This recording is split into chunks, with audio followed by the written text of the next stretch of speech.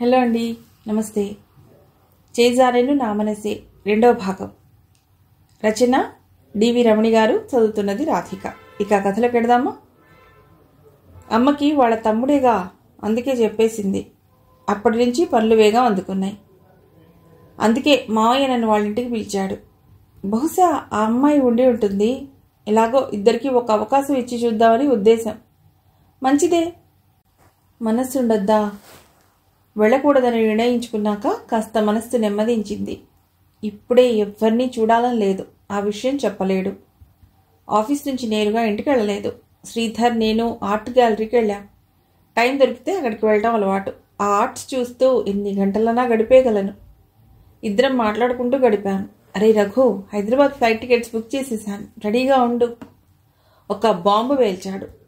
ఉలికి పడ్డాను. అదేంట్రా, ఎప్పటికీ? బుక్ చేసే ముందు నన్ను అడగలేదు? కొంచెం నిష్ఠురంగా అడిగాను. ఒరేయ్, నిన్ను అడిగితే నువ్వెప్పుడేసి చెప్పా?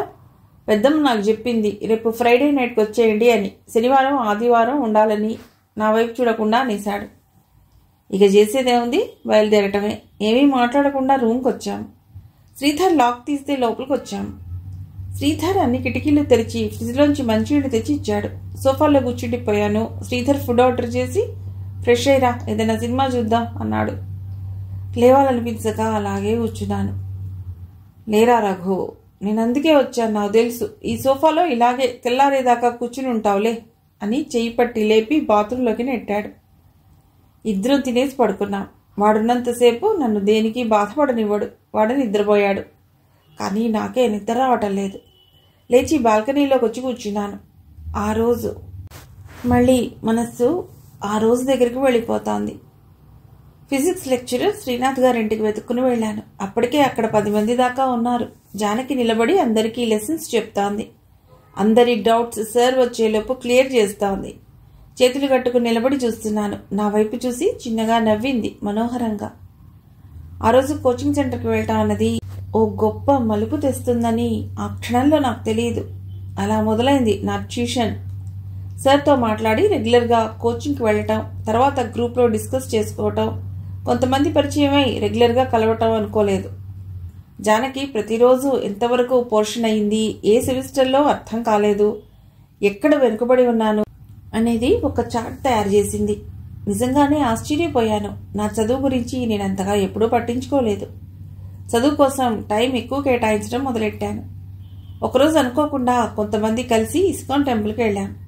అక్కడెవరో స్వామీజీ ఒక ఫారినర్కి భగవద్గీత గురించి అనలైజ్ చేస్తుంటే వింటూ ఉన్నాం.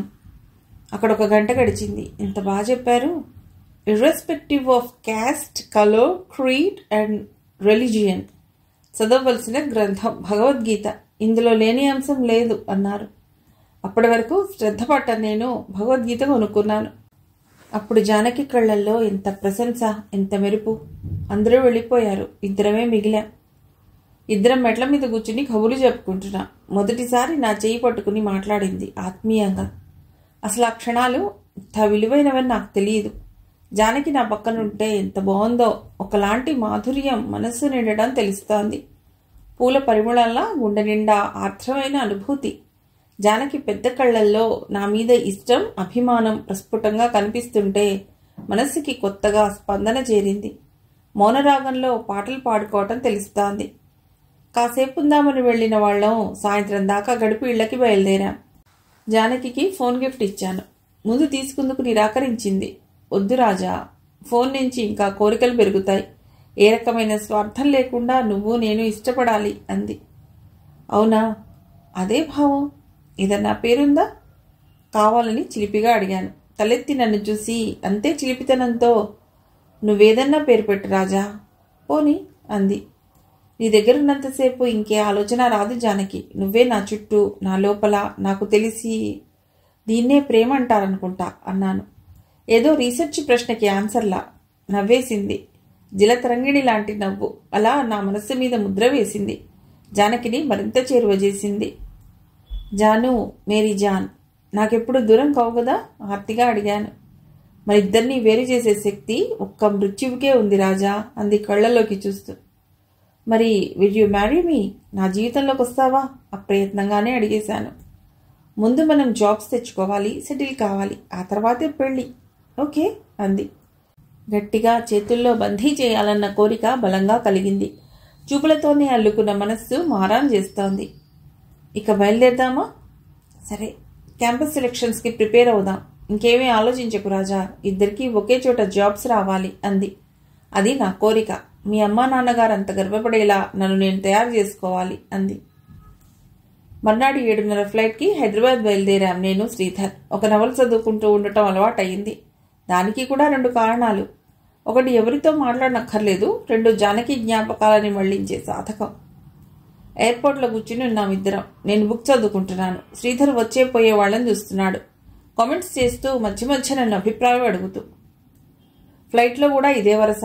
హైదరాబాద్లో దిగ్గానే నాన్న వచ్చారు రిసీవ్ చేసుకుందుకు. ఏమీ మాట్లాడరు, జస్ట్ ఆయన హగ్ చేసుకుంటారు. ఎన్నో మాటలు చెప్పలేనివి ఆ స్పర్శలో చూపిస్తున్నట్లు ఉంటుంది. చూస్తూ ఉంటారు ఆ కళ్ళలో ఎన్నో భావాలు. ఎక్కువసేపు చూడలేను, తల తిప్పేసుకుంటాను. ఎలా ఉన్నారా నాన్న అంటారు. తలూపాను. బాగానే ఉన్నాను అన్నట్టు. ఇల్లు చేరేదాకా ఏమీ మాట్లాడలేదు శ్రీధర్ గారు కూడా. మల్కాజ్గిరిలో ఇంటి ముందు కారాగింది. లోపల నుంచి పెద్ద పెద్దగా నవ్వులు, మాటలు. ప్రశ్నార్థకంగా నాన్న వైపు చూస్తే గబగబా లోపలికి వెళ్ళిపోయారు. శ్రీధర్ లగేజీ తీసుకుంటూ అటు తిరిగి ఉన్నాడు. లోపలికి అడుగుపెట్టగానే చిన్నమావయ్య, అత్తయ్య పలుకరించారు. ఒక్క క్షణం అలా నిలబడిపోయాను. అమ్మ is a very good planner అని నాకు తెలుసు, కానీ ఇంతగా అనుకోలేదు. అమ్మ మీద కూడా కోపం వచ్చింది. ఎవరిని పలుకరించకుండా నా రూంలోకి వెళ్ళి తలుపేసుకున్నాను. నాకు తెలుస్తోంది అంతా కలిసి నన్ను ఈ పెళ్లి చేసుకుందుకు బలవంతం చేస్తారని. ఎంత పక్కకి నెట్టినా ప్రతి ఆలోచన జానకి దగ్గర ఆగుతుంది. శ్రీధర్ రూంలోకి వచ్చాడు. ఏట్రా ఇది, అంతా కింద నీకోసం చూస్తుంటే ఇలా వచ్చేసావు? వాడలా అడగగానే అమ్మ మీద కోపం వాడి మీదకి తిరిగింది. ఒక్క ఉదుటిన లేచి కాలర్ పట్టుకుని, నువ్వేరా నాకెనిమివి, నీకు తెలుసు కదా వీళ్ళొస్తున్నారని, నాకెందుకు చెప్పలేదు, అట్టగాడిదా అరిచేశాను. వాడు కాలర్ విడిపించుకుని, సరేరా, నేను శత్రువుని, కానీ నీ క్షేమం కోరేవాణ్ణి, నీకోసం ఆలోచించే స్నేహితుడిని, ప్రాణంగా పెరిగా. నీకోసం ఇదంతా. ముందు నువ్వు అరుణతో మాట్లాడు, నీకు నచ్చలేదని చెప్పే. ఇలా గొప్ప సలహాలిచ్చే మిత్రుణ్ణి. ఇంకా నవ్వుతూ అన్నాడు. వాడి మాటలకి నా కోపం కరిగిపోయింది. సారీరా, ఐఎమ్ సారీ అన్నాను. పర్లేదురా, మన మధ్య వీటికి అవసరం లేదు. పద, కొంచెం మామూలుగా ఏవి జరగనట్టుండు. ఏం జరుగుతుందో తర్వాత చూద్దాం. కొంచెం కన్విన్సింగ్గా భుజం తట్టి చెప్పాడు. నేను వస్తాను, వెళ్ళు, 10 నిమిషాల్లో వస్తా అని వాడిని పంపేశాను. మొహం చల్లటి నీళ్లతో కడుక్కుని, కమాన్, బీ యువర్ సెల్ఫ్ రాజా అనుకుంటూ డీప్గా శ్వాస పైకి పీలుస్తూ కాసేపుండి మామూలు లాల్చీ పిజామాలోకి వచ్చి నార్మల్గా ఫీల్ అవుతున్నట్టు కనిపించే ప్రయత్నం చేస్తూ కిందికి వెళ్ళాను. హాల్లో కూర్చుని ఉన్నారంతా. నేను వెళ్ళి అమ్మ పక్కన కూర్చున్నాను. అమ్మ చెయ్యి నా చేతిలోకి తీసుకుని. ఒకలాంటి నిశ్శబ్దం. ఎవరూ మాట్లాడటం లేదు. ఏరా రఘు, ఎగ్జామ్స్ అయిపోయాయా? చిన్నమావయ్య అడిగారు. లేదు మామ, ఇంకా టైం ఉంది అన్నాను. ఎలా ఉన్నావు రఘు, చాలా చిక్కిపోయావు అత్తయ్య ప్రేమగా అడిగింది. బాగున్నాను తలంచుకుని చెప్పాను. చుట్టూ చూశాను. అరుణ రాలేదని అర్థమైంది. ఏదో పెద్ద ఆపద నుండి దాటినట్టు అనిపించింది. తేలిగ్గా ఊపిరి తీసుకున్నాను. అది అమ్మా నాన్న శ్రీధర్ గమనించారు. ఒకరినొకరు చూసుకున్నారు. వంట మనిషి అందరికీ కాఫీలు తీసుకొచ్చింది. ఏం చిన్నబాబు, బాగున్నారా? ఉంటారా ఓ 4 రోజులు? మీకు ఇష్టమైనవి చేసి పెడతా. చాలా ఆత్మీయంగా పులకరించింది. బాగున్నాను. అన్ని రోజులు ఉండే వీలు లేదండి. మీరెలా ఉన్నారు? నేను పలకరించాను. వంటంతా అయిపోయింది. అమ్మా, మరి నేను వెళ్తాను. కంటి డాక్టర్ దగ్గరికి వెళ్ళాలి. అమ్మని చూస్తూ అడిగింది ఆమె. వెళ్ళండి, ఏమున్నా నేను చూసుకుంటాను. ఒక్క నిమిషం ఆగండి అని లోపలికి రమ్మని పిలిచింది. పక్కనే కదా గది. మాటలు వినిపిస్తున్నాయి. ఇదిగో 4,000 ఇచ్చింది అమ్మ, ఉంచండి అని. ఎందుకమ్మా? డబ్బుంది, అవసరం లేకుండా తీసుకోకూడదమ్మా అందామె మొహమాటంగా. పర్వాలేదు రామమ్మగారు, ఉంచండి అని బలవంతంగా చేతిలో పెట్టినట్లుంది. ఏవో మాటలు దొరుకుతున్నాయి. అన్యమానసికంగా కూర్చుని ఉన్నాను. నన్నే పరిశీలిస్తున్నారని తెలుసు. ఏదో అడగాలని సందేహిస్తున్నట్టు కూడా అర్థమవుతోంది. రఘు, ఒక్క ప్రశ్న అడుగుతాను, సూటిగా జవాబిస్తావా? హఠాత్తుగా అడిగాడు మావయ్య. కొంచెం తడబడ్డాను. ఏం అడుగుతారో, ఏం చెప్పాలో అన్నట్టు. నాకు సపోర్ట్గా అక్కడ అమ్మ కూడా లేదనిపించింది. నువ్వు పెళ్లికి రెడీగా ఉన్నావా, లేక పెళ్లి వద్దా, లేక నా కూతురు వద్దా? ఆ ఒక్క ప్రశ్నకి వెంటనే జవాబు తట్టలేదు. 2 నిజమే. పెళ్లి వద్దు, అరుణ వద్దు, ఇంకే అమ్మాయి వద్దు. కానీ చెప్పలేడుగా. అలాంటిదేమీ లేదురా తమ్ముడు, వాడు సరే అంటేనేగా పిలిచాను. అరుణ ఎందుకు రాలేదు? ఎదురు ప్రశ్న వేసింది అమ్మ మా దగ్గరికి వస్తూ. తెలుసు కదా అదెంత బిజీగా ఉంటుందో, ప్రాక్టికల్స్ ఉన్నాయిట, అందుకే రాలేదు. కొంచెం సంజాయిషిగా అన్నాడు మావయ్య. అందులోనూ కొంచెం నిష్ఠురమే ధ్వనించింది. నేను తల ఉంచుకుని కూర్చున్నాను. చాలానే ఇబ్బందిగా ఉంది. ఫస్ట్ ఇయర్ మంచి ర్యాంక్ తెచ్చుకుంది కదా అమ్మ అంది. ఆ చెప్పటం నాకే అని అర్థమైంది. పోనీ మనమే బెంగళూరు వెళ్తే సరిపోతుంది కదా మావయ్య అన్నాడు, నా వైపే చూస్తూ. అక్కడికి నేనేదో రాజకీయం చేస్తున్నట్టు. ఎంతో చనువుగా ఆత్మీయంగా మాట్లాడే మావయ్య అలా నిష్ఠురాలు ఆడటం బాగోలేదు. పర్లేదు లేరా, నెక్స్ట్ వీక్ మళ్ళీ వస్తాడు, ఇందులో ఏముంది తేల్చేసింది అమ్మ. సరే మీరు ఎలా అంటే అలాగే మావయ్య అన్నాడు. అత్త మాత్రం ఏమీ అనలేదు. అంటే ఏ సందేహం మనసులో లేదని కాదు కదా, అటు ఇటు చూసే చూపులే చెప్పాయి. ఎందుకంటే కళ్ళెప్పుడూ అబద్ధం చెప్పవు కాబట్టి. ముందు భోజనాలు కానివ్వండి, తర్వాత మాట్లాడుకోవచ్చు అంది అమ్మ. అప్పటికే అన్ని టేబుల్ మీద పెట్టేశారు. అన్నీ నాకు ఇష్టమైనవి చేయించింది అమ్మ. నాకు తెలుసు ఆ విధంగా చేయిస్తుంది ఎప్పుడొచ్చినా. అలాగే వెళ్ళేటప్పుడు బోల్డెండ్ పిండి వంటలు డబ్బాలో పెట్టి ఇస్తుంది. అవి నాకన్నా శ్రీధర్ గాడే ఎక్కువ తింటాడు. ఉన్న వాటిలో సగం పిండికి ఇచ్చేస్తాను. ఇదివరకు తినేవాడిని, కానీ ఇప్పుడు అసలు తినాలని ఉండదు. మిగతా కబుర్ల వైపు సంభాషణ. నా పెళ్లి మించి మళ్ళీనందుకు నాకు చాలా హ్యాపీగా అనిపించింది. భోజనాలు అయ్యాక నేను నా గదిలోకి వచ్చేసాను. ఇంకా శనివారమే, ఆదివారం కూడా గడవాలి. సోమవారం పొద్దున్న ఫ్లైట్. వెంటనే వెళ్ళిపోదాం అనిపిస్తోంది. అక్కడుంటే ఎప్పుడొస్తానా అనిపిస్తుంది, కానీ వచ్చాక ఉండాలని అనిపించదు. వెనక్కి వెళ్ళిపోదామని ఒకటే రోద మనస్సులో. పోనీ పాత ఫ్రెండ్స్ని కలుద్దామంటే ఈ శ్రీధర్ తప్ప ఎవ్వరూ హైదరాబాద్లో లేరు. ఒక రకంగా బెంగళూరు అలవాటైపోయింది. కానీ జానకి లేని బెంగళూరు చాలా ఎక్కువ బోర్ కొడుతోంది. ఎటు చూసినా జానకి అనిపిస్తోంది. అందుకోసమైనా హైదరాబాద్ వచ్చేయాలి. అమ్మ కోసం, అమ్మమ్మ కోసం అనిపిస్తుంది. శ్రీధర్ కిందే ఉన్నాడు. వాళ్ళేమో మాట్లాడుకుంటూ ఉన్నారు. పెద్దగా నవ్వులు వినిపిస్తున్నాయి. వెళ్ళి నేను పాలు పంచుకోవచ్చు. కానీ చిత్రం ఏమిటంటే నన్ను చూస్తూనే అంతా సైలెంట్ అయిపోయి మాటలు ఆపేస్తారు. కళ్ళ మీద చేయి ఉంచుకుని కళ్ళు మూసుకున్నాను. సాధ్యమైనంత మనసుని మళ్లించే ప్రయత్నం. అమ్మ కళ్ళ మీద నుంచి చేయి తీసి, కన్నా ఏమిట్రా ఇది, ఎన్నాళ్ళురా కళ్ళల్లో నీళ్లతో అడిగింది. అమ్మా ఏం చెప్పను, నా దగ్గర ఏమీ లేదు చెప్పటానికి. బాధపడే మనస్సుని ఓదార్చే ప్రయత్నం చేస్తుంటాను. అందుకే మౌనంగా అయిపోయాను. ఏ విషయం గురించి మాట్లాడాలో అనిపించదు మరి అన్నాను. నా చెంపలు నిమిలి జుట్టు సవరిస్తూ, నేను చెప్పింది విని. నాన్న, జీవితం చాలా చిన్నది. జరిగిపోయిన దాన్నే తలుచుకుంటూ, వెళ్ళిపోయిన వాళ్ళని తలుచుకుంటూ ప్రస్తుతం లేకుండా ఉంటే నైరాశ్యం తప్ప ఏదీ ఉండదు. మూవ్ ఆన్ అంటారు కదా, నీకు తెలియనిదా? అరుణని పెళ్లి చేసుకో, కొత్త జీవితం మొదలెట్టు.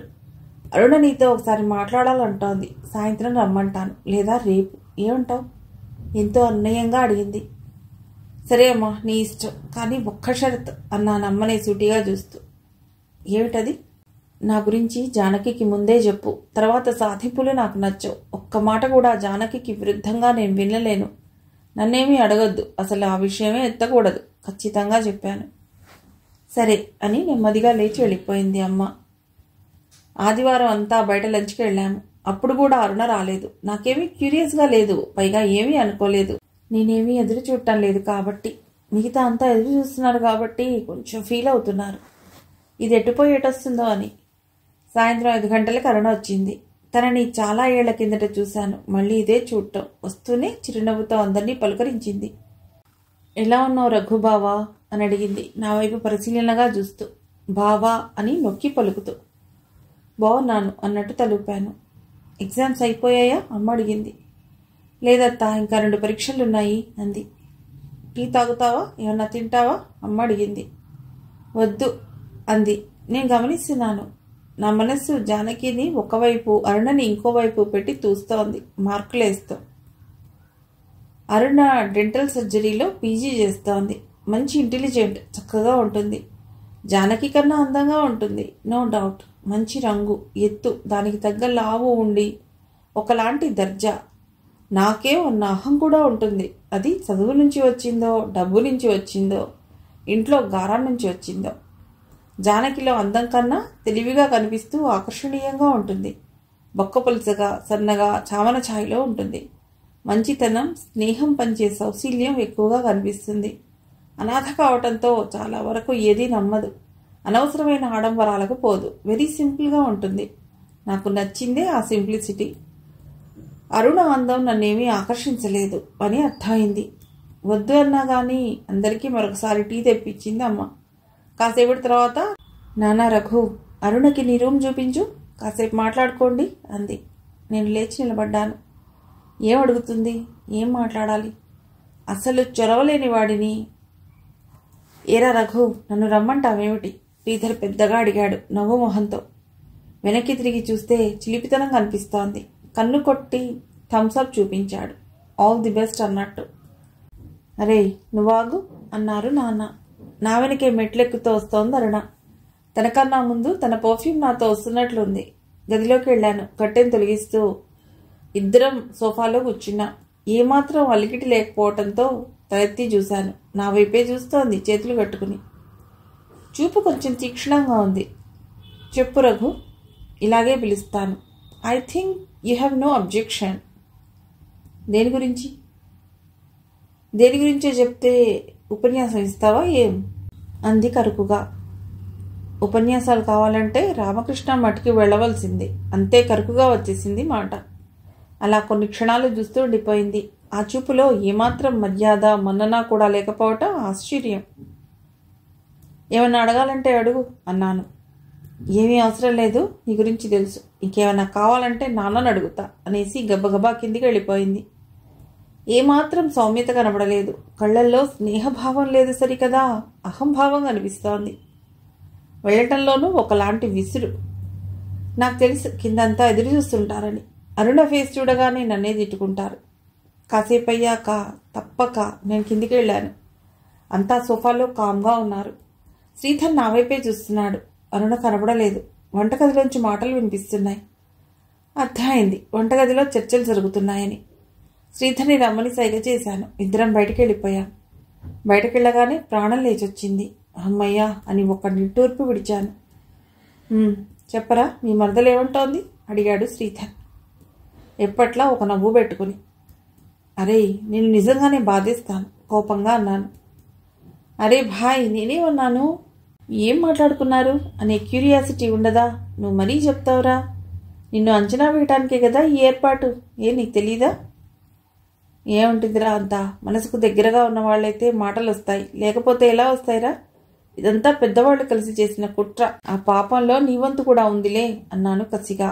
వాళ్ళనేమీ అనలేను కాబట్టి. అన్నరా, నువ్వు అనకపోతే నన్నెవరంటారు? నీకోసం నేనేమన్నా భరిస్తానరా మనస్ఫూర్తిగా అన్నాడు శ్రీధర్. అరే నాకు ఈ పెళ్లి గోలొద్దురా, నేను చేసుకోలేను. మనస్సు ఎదురు తిరుగుతుంది బాధగా అన్నాను. మరి అమ్మతో చెప్పకపోయావా? సానుభూతిగా అడిగాడు. అదే కదా ప్రాబ్లం. అమ్మా నాన్నలకి ఎలాగైనా నా పెళ్లి చేసేస్తే ఏదో దారుణ పడతాడు అంటారు. అంత చెడ్డదారిలో ఉన్నానారా నేను? అది కాదురా రఘు, నిజమే. ఒకటి ఆలోచించు. ఎన్నాళ్ళు ఇలా నిన్ను నువ్వు శిక్షించుకుంటావు? ఒక ఎండ్ పెట్టాలరా, ముందుకు సాగాలి. నదిలా జీవితం ఒకే దగ్గర ఆగిపోకూడదు. నువ్వు కదలట్లేదు, ఉన్న చోట ఉండిపోయావు. అందుకే అమ్మ వాళ్ళు జరపాలని చూస్తున్నారు. నువ్వు కొంచెం సహకరించరా ప్లీజ్ బతిమలాడుతూ అన్నాడు శ్రీధర్. ఏంట్రా, నేనేమన్నా గోద్రేజ్ బీర్వానా జరపటానికి? కొంచెం కోపంగా అన్నాను. సర్లే, ఎంతసేపు నీ ఆలోచనే నీకు, పద అన్నాడు వాడు. ఇద్దరం బిర్లా మందిర్ వెళ్ళాం నా బైక్ మీద. అక్కడ కొంతసేపు ఉండి ఫస్ట్ షో సినిమాకి వెళ్ళి ఇంటికి వచ్చేసరికి 11 గంటలయింది. అందరూ పడుకున్నారు. శబ్దం చేయకుండా, ఎవరినీ లేపకుండా నా గదిలోకి వెళ్ళి ఇద్దరం పడుకున్నాం. పొద్దున్నే జరగబోయే యుద్ధానికి రెడీ అవుతూ. నాకు తెలుసు అమ్మ కోపం వచ్చి ఉంటుంది అని. ఇద్దరం బెంగళూరు వెళ్ళాలి, కానీ శ్రీధర్ ఆగిపోవటం వల్ల నేను ఒక్కడనే ఆదివారం సాయంత్రం ఫ్లైట్కి బయలుదేరాను. నేను అనుకుంటున్నట్టు అమ్మ ఏమీ గొడవ చేయలేదు, కానీ చాలా కామ్గా ఉంది. ముభావంగా మాట్లాడింది. నేను రెట్టించలేదు. ఎయిర్పోర్ట్కి నాన్నొచ్చి దింపారు. దారంతా చెప్తూనే ఉన్నారు నేనేం చేయాలి. నేనేమీ మాట్లాడలేదు. దిగగానే నాన్న అడిగారు, ఏరా రఘు, నేను చెప్పింది అసలు విన్నావా అని. అంత బాగా ఆయన గొంతు నేను ఎప్పుడూ వినలేదు. నా మీదే నాకు అసహ్యం వేసింది ఆ క్షణం. ఇంతమందిని బాధ పెడుతున్నానే అని. విన్నాను నాన్న, తప్పకుండా మీరు ఎలా చెప్తే అలా వింటాను. పెళ్లికి ఏర్పాట్లు చేసుకోండి అన్నాను. నమ్మలేనట్లు చూస్తూ ఉన్నారు నాన్న. ఆయన వైపు చూడకుండా ముందుకెళ్ళిపోయాను. నా బాధ నా వరకే, వీళ్ళందరికీ అది పంచలేను అనుకున్నాను. ఆ బాధ నాకు జీవితం అంతా ఉండేదే.